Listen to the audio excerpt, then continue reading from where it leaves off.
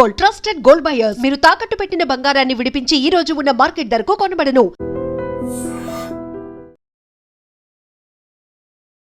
పశ్చిమ గోదావరి జిల్లాలో ఘోరమైన రోడ్డు ప్రమాదం జరిగింది. ఒకే గ్రామానికి చెందిన ముగ్గురు యువకులు 19 ఏళ్ళు, 25 ఏళ్ళు, 28 ఏళ్ల వయసు ఉన్నటువంటి ఈ యువకులు ముగ్గురు కూడా అర్ధరాత్రి 12 గంటల సమయంలో క్రిస్మస్ వేడుకల్లో పాల్గొని తిరిగి వెళ్తూ ఉండగా జరిగినటువంటి రోడ్డు ప్రమాదంలో ఇద్దరు అక్కడికక్కడే ప్రాణాలు కోల్పోతే మరో యువకుడిని హాస్పిటల్కు తరలించేసరికి ప్రాణాలు వదిలాడు. చాలా బాధాకరమైన ఘటన. అప్పటి వరకు క్రిస్మస్ సెలబ్రేషన్స్లో చాలా హ్యాపీగా సందడిగా ఫ్యామిలీ మెంబర్స్, చర్చ్ మెంబర్స్ అలాగే మిగతా అందరితో కలిసి సెలబ్రేట్ చేసుకుని ఆనందంగా గడిపిన కొద్ది క్షణాలు దాటిన తర్వాతే ఇంటికి వెళ్ళే క్రమంలోనే ప్రమాదం. ఈ ప్రమాదం ఎలా జరిగిందంటే మరొక వెహికల్ వల్ల కాదు. అర్ధరాత్రి ప్రయాణిస్తున్నాం, రోడ్లు ఖాళీగా ఉన్నాయి, ఏ వాహనాలు అడ్డు లేదు, కాస్త స్పీడ్గా వెళ్దాం, ఇదే కదా చాలామందిలో వచ్చే ఆలోచన. సో రోడ్డు క్లియర్గా కనబడితే చాలు, ఆటోమేటిక్గా కాస్త జోరు పెంచుతారు, స్పీడ్ పెంచుకుంటూ డ్రైవ్ చేస్తారు. కానీ వాహనం అదుపు తప్పింది, వాహనాన్ని కంట్రోల్ చేసుకోలేకపోయారు. అంతలోనే ఒక షాప్కి సంబంధించినటువంటి గోడను ఢీకొట్టడంతో బలమైన గాయాలయ్యాయి. ఇద్దరు యువకులు అక్కడికక్కడే ప్రాణాలు కోల్పోయారు. మరో యువకుడు తీవ్రమైన గాయాలతో కొట్టుమిట్టాడుతుంటే అబ్బాయిని హాస్పిటల్కు తీసుకెళ్లే లోపే తను కూడా చనిపోయాడు. రోడ్డు ప్రమాదం, ముగ్గురు ప్రాణాలు అంటే ఆలోచించటానికి అది తీసుకోవడానికి కూడా చాలా కష్టంగా ఉంది. మధ్య తరచుగా జరుగుతున్న రోడ్డు ప్రమాదాలు చూస్తుంటే ఎక్కడికక్కడే ప్రమాదాలు, సెల్ఫ్ యాక్సిడెంట్లు జరుగుతున్నాయి, వాహనాలు ఒకదానికొకటి గట్టిగా బలంగా ఢీకొంటున్నాయి. అలా కూడా జరుగుతున్నటువంటి ప్రమాదాల తీరు చూస్తున్నాం. ఇక్కడ ముగ్గురు యువకుల పేరు కొల్లు సత్యనారాయణ 28 ఇయర్స్, ఏలేటి అంజిబాబు 25 ఇయర్స్, ఏలేటి రాజు 19 ఇయర్స్.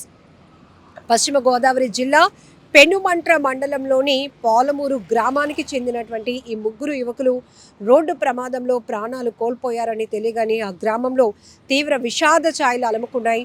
ఆ ముగ్గురు కుటుంబాలు కూడా తీవ్రంగా రోధిస్తున్నారు. ఎందుకంటే ఎదుగొచ్చిన పిల్లల్ని పోగొట్టుకోవడం అంటే, జనరల్గానే ఒక వ్యక్తిని పోగొట్టుకోవడం అంటే చాలా బాధాకరం. ఆ కుటుంబానికి అది తీరని లోటు.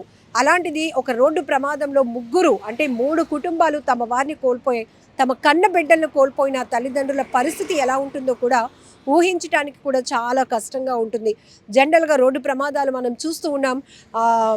చాలా వరకు యాక్సిడెంట్లో క్షతగాత్రులుగా మారిపోతున్న వారు పర్మనెంట్గా బెడెడ్ అయిపోతున్నటువంటి పరిస్థితులు కూడా ఉన్నాయి. కానీ ఇక్కడ ఏం చెప్పాలో అర్థం కావటం లేదు. యువత, చాలా భవిష్యత్తు ఉన్నటువంటి యువత ఇలా రోడ్డు ప్రమాదాల్లో అర్ధాంతరంగా ప్రాణాలు వదలడం అంటే, ప్రాణాలు కోల్పోవడం అంటే ఆ కుటుంబానికి ఎంత తీరని లోటు మనం మాటల్లో కూడా చెప్పలేము. ఏది ఏమైనప్పటికీ కూడా పశ్చిమ గోదావరి పాలమూరు గ్రామంలో జరిగినటువంటి ఈ ఘటన దుర్ఘటనగా చెప్పాలి. చాలా బాధాకరమైన విషయం. వారు ప్రాణాలు పోవడానికి మరెవరో కారణం కాదు, నిర్లక్ష్యం, అతివేగం. చాలాసార్లు చెప్తున్నాం, పదే పోలీసులు, మీడియా ప్రమాదాలు జరుగుతున్న తీరు కూడా మేము చాలా వివరంగా ఎందుకు చెప్తున్నామంటే, చిన్న నెగ్లిజెన్సీయే కానీ పెద్ద ప్రమాదానికి కారణమవుతోంది, ప్రాణాలు తీసేస్తోంది. ఖాళీగా రోడ్లు కనబడుతున్నాయని కాస్త జోరు పెంచితే అది మన ప్రాణానికే ముప్పు.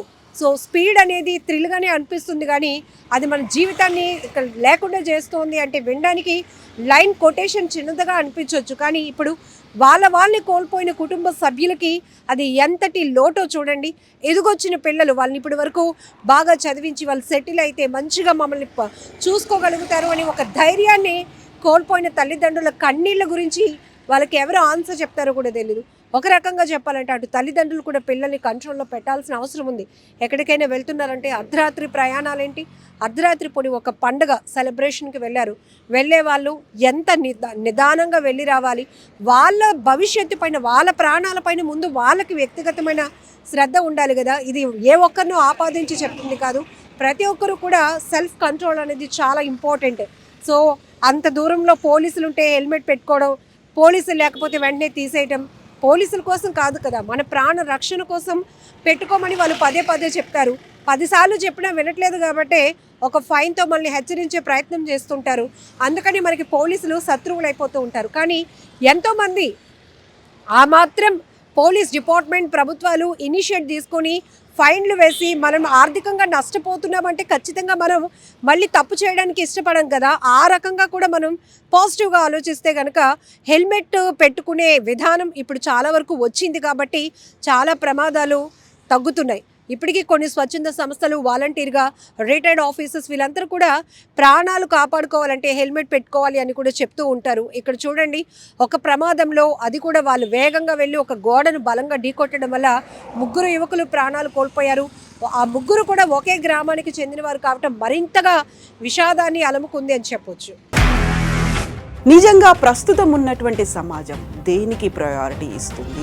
ఆర్థిక సంబంధాల చుట్టూ మాత్రమే తిరుగుతుంది. మళ్ళీ ఎన్నికలంగానే చాలా విరక్తి కలుగుతాను. మంచి అనిపిస్తుంది కదా, లేడీస్ కూడా ఛాలెంజింగ్ జాబ్స్ చేసినప్పుడు చాలా బాగుంటది. ట్రాఫిక్ అసిస్టెంట్స్ గా నియమించిన ట్రాన్స్జెండర్స్ అందరితో సాల్యూట్ చేయించుకుంటున్నారు. ఫుడ్ డెలివరీ ఇవ్వటానికి వెళ్ళినటువంటి డెలివరీ బాయ్ అనిల్ పై కళ్ళ ముందు